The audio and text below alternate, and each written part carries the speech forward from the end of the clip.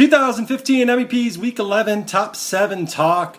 5-1-1 last week. So close to 6-1. Stupid, crying-ass Marshall kicker who misses a couple field goals down the stretch and in overtime and then sat there on the sidelines crying. Kudos to Okie State for getting a big win over TCU. But we're about to call Trevor here, one of the resident Wolverine fans that we have at the MEP'S. So bear with us for 1 second.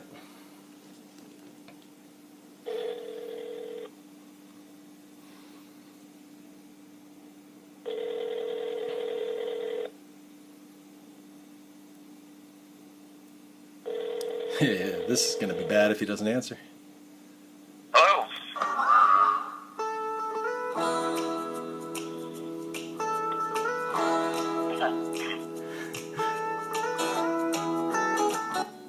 I knew you'd love some Blind Melon being welcome to the Top 7 Talk this week. How you doing, buddy? I'm doing great. How are you? I'm good. How was Lincoln, Nebraska? Lincoln was amazing. Great.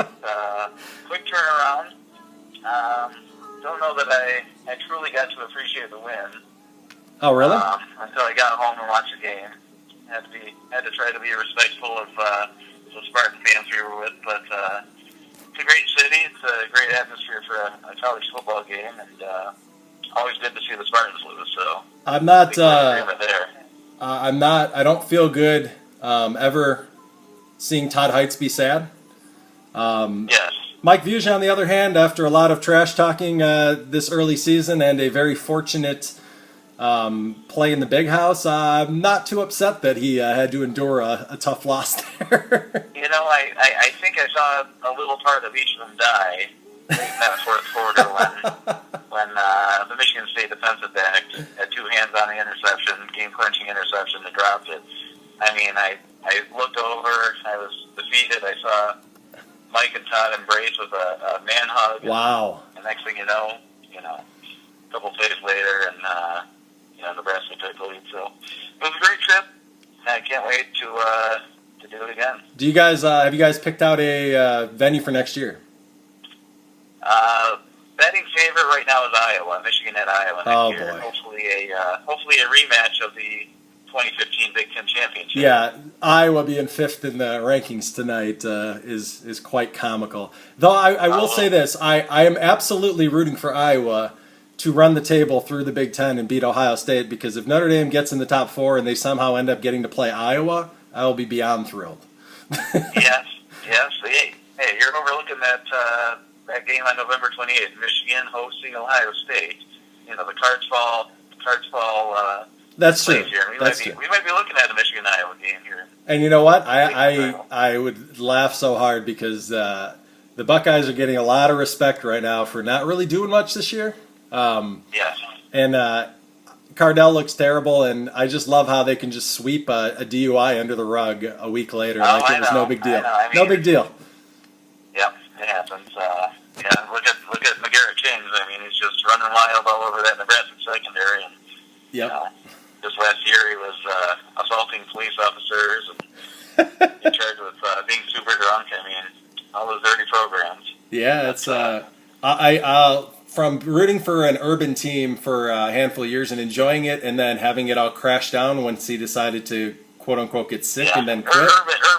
Urban's as bad as anyone. Yeah, He's really good, but every time he runs this thing, he's there for a few years, and then stuff starts to chip away. And I wouldn't be shocked. I've said this to those guys before. We'll see some more stuff come out here in the next few years. And I wonder how long he'll last. Can't argue with the results. I mean, the guy's a hell of a football coach, but I don't know that I wouldn't say he does it the right way. But no. Well, let's get watching the Chippewas here. Just went down 21-0. Yeah, that's big for the Huskies. The Huskies. Forgive me if I'm a little upset during this call. Yeah, I was going to say, you are a resident Chippewa, and we do need a Chippewa loss. I never root for Toledo under any circumstance except for playing here. The Chippewas with the Huskies needing a Chippewa L, because for some reason we can't beat you guys, which I don't truly understand. But almost every year, it feels like you guys find a way to beat us when you shouldn't. So Yeah. We'll see. We'll see if the Rockets can not choke this one away this week, and we'll see if the Huskies can find a way to win the next couple games. Honestly, as long as we keep the the boat rowers from playing for the MAC title, I'll be pretty excited about any other result. Yeah, I still don't think I ever fully got the whole story of how the PJ Fleck hatred began. Was it just I can give you a quick spurning NIU to go to the NFL? Well, yeah, that was a little bit. I mean, the day he got the NIU O coordinator job, he hopped on the table at NIU. This is what was told from us from some people who were in the room.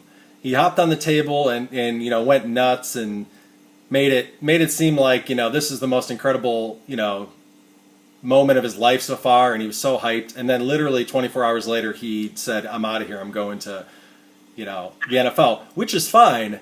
But then to come back a year later and to coach, to be a head coach in the same division and immediately against one of their biggest rivals. And immediately just put on this this circus, this show of all these gimmicky type things.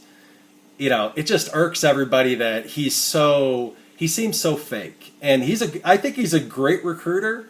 I don't know if he's a good coach yet, because sometimes if you recruit enough talent in the MAC, you just win more games than you lose because you have more talent, not because you're a great coach. But time will tell. I think his act is gotten a lot, it's gotten questioned this year after a couple early losses. They've ran through 5 bad teams, and they had 4 bad teams, and they had a close game with Central Michigan. We'll see how they look the next 3 weeks if he's really achieved something. And I don't have a dog in the fight with right. PJ. Living in West Michigan. Yeah. There's some excitement about what he's done with that program and the talent he's brought there, but I don't think anyone thinks he's going to be there very long, especially if they keep winning 8-9 games a year. No. And he's jumping to. I mean, let's be honest. My worst fear is that he jumps here. I'm not gonna lie. I don't know what I would do. I was gonna get to that. I was gonna get to that later, but that would be a tough one to have to stomach and act like I'm excited for, because I don't think he's on that level of as far as of major programs. We're pretty in the lower end of the Power 5, but I don't think he's a figure. A lot of job openings, including in the Big Ten. I can see him going to like a Purdue or Illinois or something. Yeah, I think Illinois. It makes all the sense in the world, and I think it's where it's definitely an achievable spot for him. I just think it's hilarious that Purdue came out and said that they're not going to can their coach, and then Illinois beats them by 5 touchdowns at home. So I don't know what Purdue signing Hazel to a 6-year deal a couple years ago. That was a pretty stupid idea to. Real bad, yeah. I mean, some of these teams in the Big Ten at the bottom, you just got to shake your head and wonder what the hell they're doing. I mean, well, according to Mike Vuja, it's the deepest conference in the country as far as talent goes. Oh yeah. I mean, let's be honest. You can put away, and I know you're not on the same level as him as far as liking the Big Ten. But if you stuck Iowa in a couple of these other conferences, or gave them the schedule of a couple of these other teams, and I'm not saying the Big 12 teams because those teams haven't had the schedules yet, but stick Iowa in the SEC West, or stick Iowa even in the Pac-12 South, and I don't think they're undefeated at this point. I'm just gonna guess. I agree, and I think the Big Ten is heading in the right direction. They've been down for a long time, and obviously, you can say Ohio State won the national title last year. The Big Ten is back, but I think even some of these middle tier Big Ten teams, I mean, I think they're showing some improvement, and I don't, I agree. I love them, but it gets under my skin when some of these homers come out, and not just singling out any one person here, but just kiss the Big Ten's butt and say they're all high and mighty and the best or second best conference, then just look at the results. They've been below average. Well, my favorite was one bowl season where they go 500, and Ohio State finds a way to win the national championship, which is great. Take it to the house. Yeah, I see the chips are on the move. But they went 500 in the bowl season, and that followed up 4 straight terrible bowl seasons. So you can't act like those didn't exist, and then all of a sudden we live in a world where only the last 2 Ohio State games defines the conference. So I think Ohio State's set up to be really good for a long time. Michigan obviously is going to be right there. I'm curious to see what Michigan State does now that Michigan's going to chip into a little bit of what they're doing. But other than that, it's the same merry-go-round of Iowa, Northwestern, Wisconsin. One of these teams every year is going to pop up and be there, and it's more of, can you ever get Illinois, Purdue, Indiana, all these bad teams at the bottom to ever do something out of conference to, bump up the conference, and you just don't see it on a year-to-year basis. Yeah, and the Big Ten West, I mean, just looking at that this terrible. year, I mean, the Wisconsin, the Nebraskas, Minnesota's kind of underperforming. A lot of people thought they were a sleeper team this year. I had them as my pick of the West. Yeah, exactly. So yeah, it wasn't good. I mean, still a little bit top-heavy, but I think it's heading in the right direction. I agree with that. Well, I know you're on the road, so I'll try to get these quick. If you got any feedback on the game, let me know. I'm going with number 7. I'm taking Alabama covering 7.5 at Mississippi State. Pretty impressive win for Alabama last week. Mississippi State's gone under the radar for about a month now, playing pretty good football, but I just don't think they're going to score enough on Alabama. Mississippi State's a little less good than they were last year, and this Alabama team is on a roll. What do you think? 7.5, is that coverable? Yeah, I think they cover that.